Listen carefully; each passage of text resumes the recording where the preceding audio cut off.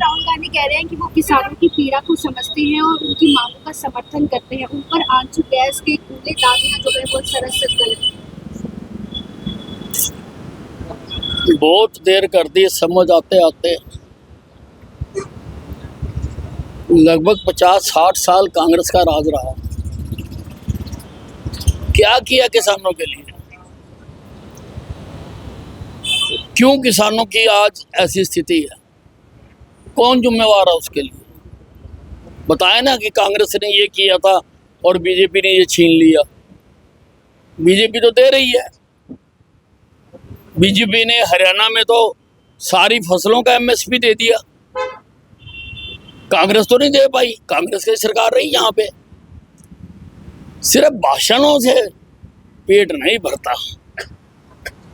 पेट भरने के लिए तो कुछ ना कुछ सॉलिड करना पड़ता है। कुमारी शैलजा कह रही है कि किसानों के साथ किए गए अपने वादे से सरकार पीछे हट रही है। नहीं, हमने देखिए, जहाँ तक हरियाणा की बात है, हमने तो बिना उनके कहे ही हमने 24 फसलों पे एमएसपी दे दिया। बिना कहे ही हमने दे दिया। बावरिया ने ये कहा, अपनी गलती जो है वो स्वीकारते हुए कहा है कि 15 सीटों पर उन्होंने गलत कैंडिडेट जो है वो उतारे।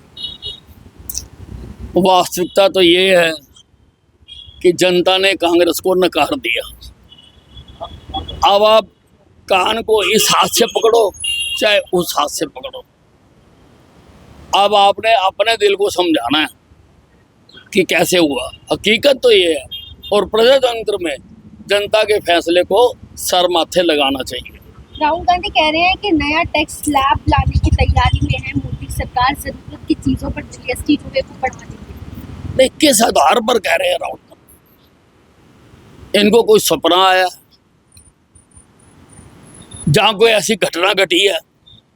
किस आधार पर? सिर्फ देश को भड़काना, देश को उत्तेजित करना, देश में नई नई बातों से अस्थिरता पैदा करना ही राहुल गांधी जी का काम हो गया लगता है। किस आधार पर आप कह रहे हो कि बढ़ा दिया जाएगा? किस आधार पर?